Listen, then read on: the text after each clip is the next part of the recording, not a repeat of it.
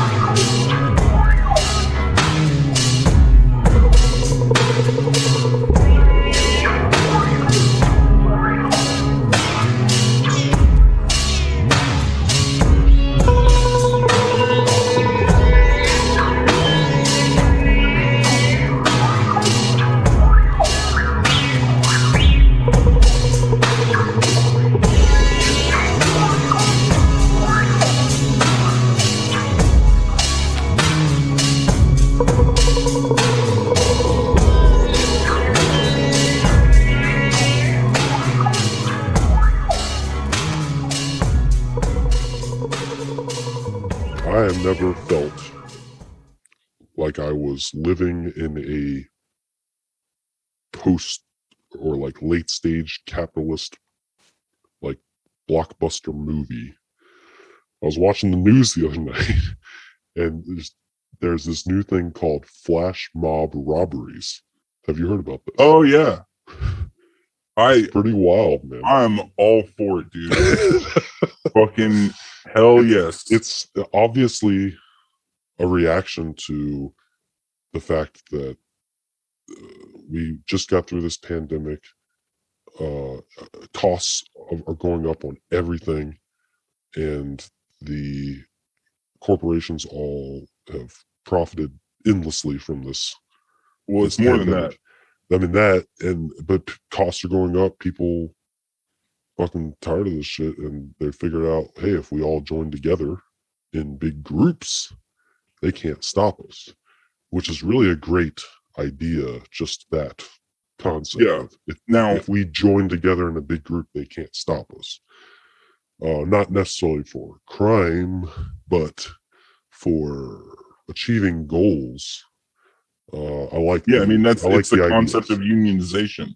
That's exactly what a union is. Yeah. It's like when it first started, it was just dudes walking into like CVS with trash bags and just like filling the trash bag up with like makeup and then just like walking out. And again, it's like, yes, do that. Yeah. I'm surprised it doesn't happen more at like Walmarts. Yeah, I mean, over the past however many decades, it's just like the workers' power is being eroded away to the point where we're just consumers who are earning to consume more, and that's about as much as we can do. You know, it's just like we're just the only power we feel we have is in the consumption side of things. And so people now, as prices are going up and supplies are low and all this shit, people are like, fuck that, I need my power. my consumer power. And so people Yeah. are fucking just taking shit. It's just like it's mine. I'm the consumer. You know what I'm saying? Like I'm just taking like it's getting to that point where I really feel like it's like late stage capitalism when you have this kind of shit happening where the ability to organize for labor rights has been so diminished and it's just so impossible at this point.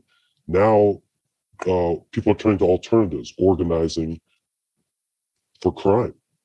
Organized crime. Which, hey, if you don't do it in a mafia sense of,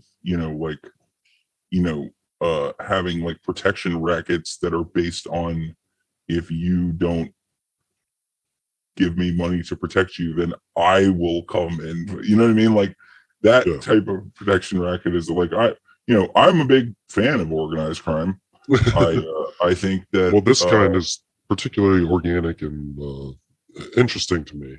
I think it's one of those kind of canaries in the coal mine. I feel like a lot of people, especially like conservatives, would look at this and say, "Oh, this is a reflection of the Biden administration," or look at this, which is laughable. Yeah, or they'll say like, "This is look at the poorly run democratic cities or whatever." Like this. Or when we do, this is what happens when we defund the police, which we haven't done anywhere. Still. Right.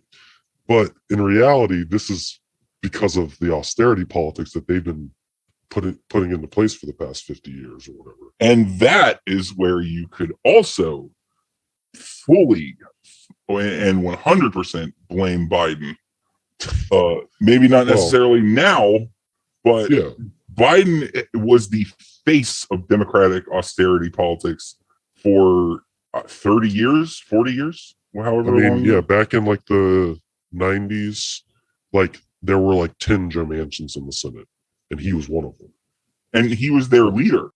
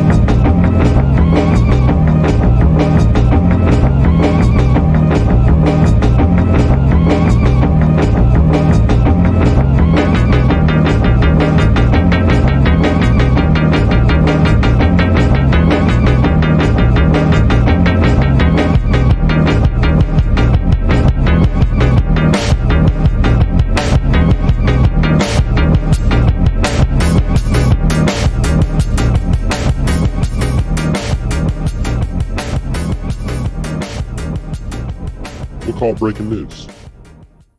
Breaking news. Newsweek. So from Newsweek, QAnon follower writes open letter to Donald Trump over failed predictions. Quote, tired of it. Oh man, my favorite part of the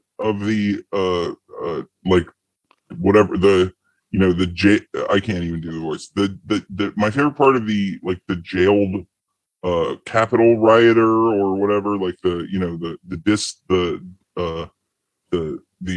disenchanted QAnon person, is the idea that they had that Trump would somehow help them, as if he hasn't fucked over every human being that he has ever come into contact with. While you're talking, I'm watching a video that's on this article, and it's just showing all of the QAnon people waiting for JFK Jr. to come in Houston. Oh, dude, those guys? Or Dallas or Oh Man, man, it's so good. That's a lot of white people. those that's the fucking those people. The JFK Jr. people are the fucking absolutely craziest people in the world. Yeah. Okay, so I'm going to go ahead and read this article from Newsweek. A disgruntled QAnon follower has written an open letter to Donald Trump after numerous predictions made by the conspiracy movement failed to come true. Really? Which one? As if Donald Trump made those predictions also. Yeah, What do Telegram. you think he has anything to do with it? Telegram user Donnie Warren shared the open letter to Trump with a QAnon Telegram group with thousands of followers on Sunday. In the letter, he spoke of his frustration over the lack of predictions made by the conspiracy movement that have come true. Warren said he had become more involved in the QAnon conspiracy in January and anticipated an event called Red October, which failed to pass. But Warren said he had started to become disillusioned after the numerous promises of arrest never came to be. The user said, You don't say. the user said, we have seen nothing happen. I told a few of my awake friends that either this would be the best Thanksgiving ever or the worst. Guess which one it was. Oh, yeah. Wait, so awake. So if you believe in QAnon, you're awake. But if you believe in critical race theory, you're woke. Is that so? We got to differentiate. Yes, yes. So yes. awake. There is a difference between being awake and woke. Yes, Awake. Woke is black. Woke is it's more urban, right? That's the way you say it. It's more urban. Okay, black. Okay. So, anyways, Warren later added, "For months, I have anticipated each day with excitement, knowing that I was watching my president and his crews of patriots take back our country and our freedom. I am losing that excitement now." I bet you are there, buddy.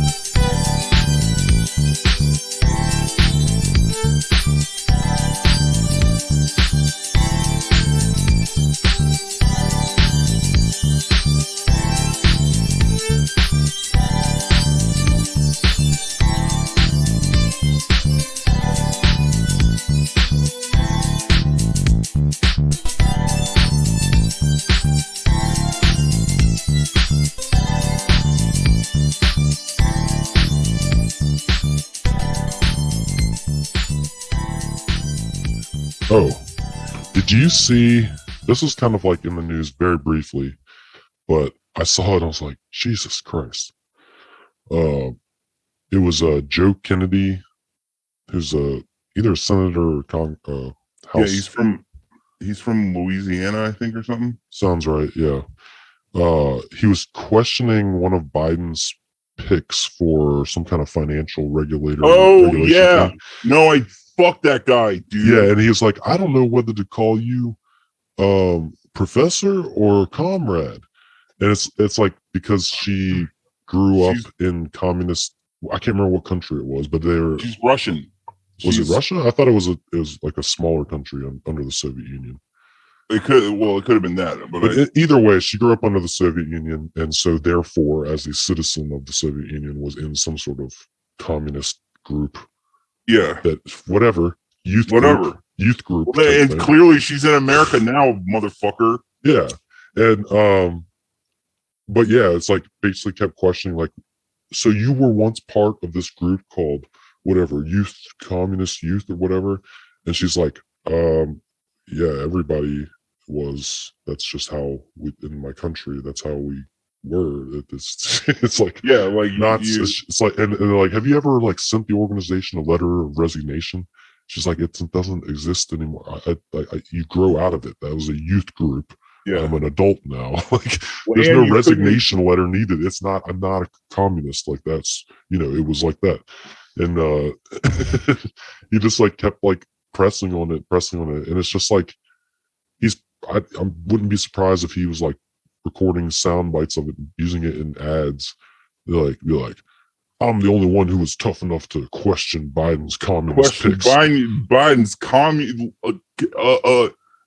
like communist cronies that he surrounded himself in the swamp that is the White House. What's even more fucked up about that, right, is that the most, you want to talk about like the most fervent anti-communists that there are in like the world. Yeah. People who now live in America from communist countries.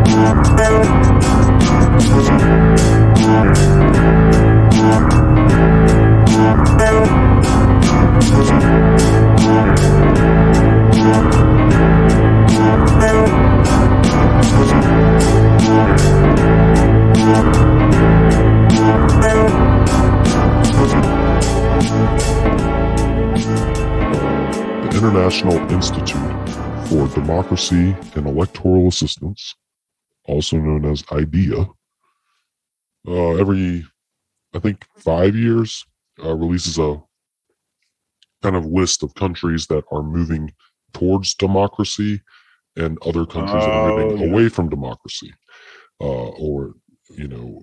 This is a truly international panel. It's not. Yes. It's not a CIA front. No, yeah, exactly. The U.S. for the very first time was listed in the backsliding category, which is a formerly pretty democratic country starting to backslide away from democracy. That's the first time we've ever been in that category. And the three things that which is weird in itself. Well, kind of, but at the same time, up until the past few years, there has been, for the most part, a push more towards, voter access and that kind of thing. So this is the first time I feel like in my lifetime that it's been a mass push against it. The first things, or the three things that they cited, the three big things were Trump refusing to admit that he lost. The other one was what I was just talking about, the mass, all the Republican states passing voter restriction laws all at the same time. Right. And then the third one was the, not just the insurrection, but all of the stuff leading up to it and the aftermath of it and all that. Basically just the idea that there was a mass protest against the election itself almost, or the election results. Which they, of course, claim is fraud, but either way, it's the election results, Right, yeah. Well, no, I mean, and it's like, I would be very curious to see what this panel thinks of, say, the Electoral College, or the fact that, I think it was it's something like 6 out of, at this point, 8, or no, it's 4 out of 8 elections, I think, at this point, that were where the candidate that won the election didn't get the popular vote, right? Like, I I know. wonder what they think about that. Well, 2016 was definitely one where Hillary 2016, won the popular vote, lost the election. 2000, 2000 was another one, and then you got to go back a while before you get to another one. I think. I think it was. I think did Bush get the popular vote in 2004? I think he might have. I can't remember. I think he did in 2004, remarkably. Whatever. That's just where we were at the time, I guess. I mean, my God, what a Jesus Christ! But like, maybe George H.W. I don't know. I can't remember the exact stats. I feel like it was further back. The point is that a bunch of presidents have lost the popular vote and won. Yeah. No, I mean, I think that's like if you're talking about a true pure democracy, as far as the federal election system goes, there's two major obstacles to us being like as pure of a democracy as possible. One of them is the Electoral College. The other one is the Senate.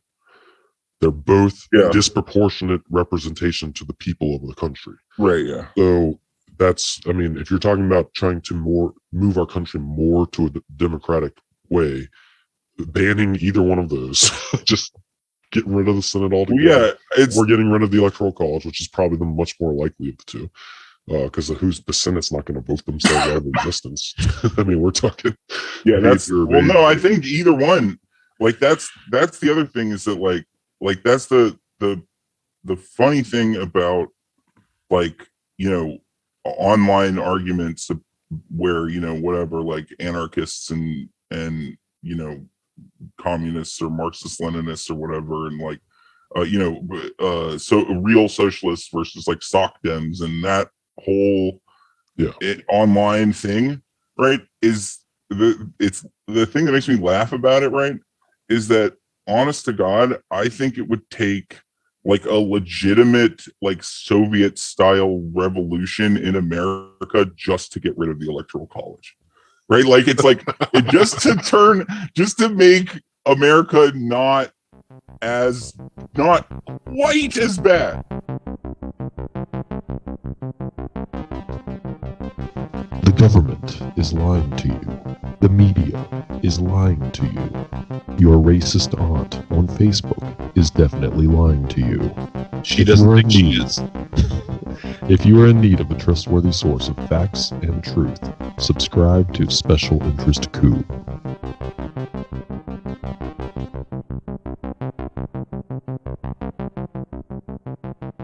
Okay. So happy Thanksgiving. And to you.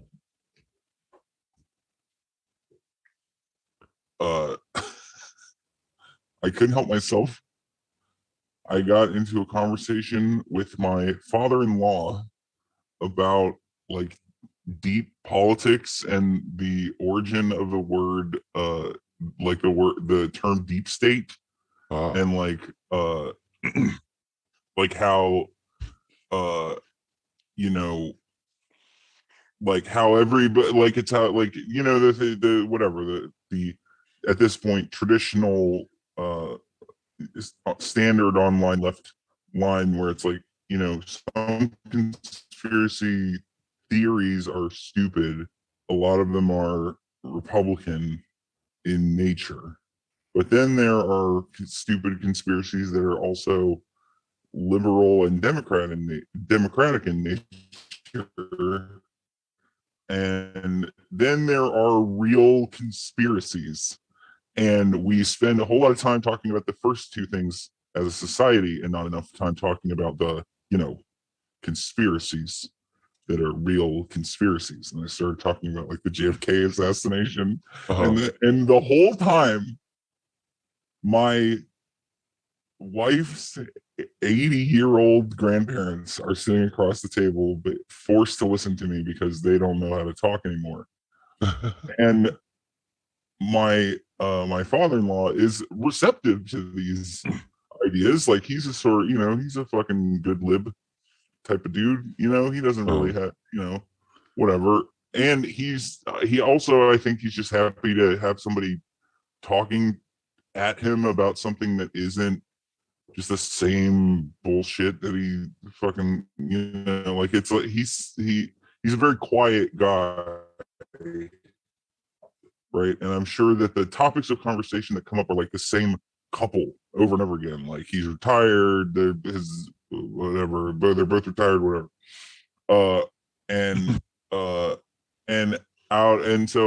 So that led me to discussion of deep events, and like how, you know, JFK assassination is a deep event, 9/11 was a deep event, and then like the January 6th thing, and this is where it got hilarious. Like the January 6th thing was like it was a deep event, right? But it was too stupid to be on the level of 9/11 or the JFK assassination, right? Like it wasn't some grand, you know, planned by, you know, intelligence agencies. No, it was just a bunch of idiots on Facebook, and then like they, you know, with the help of the FBI, it was turned into a deep event by the media, right? At which point, Grandpa chimes in and starts talking about how Biden's not really president, and how he did the whole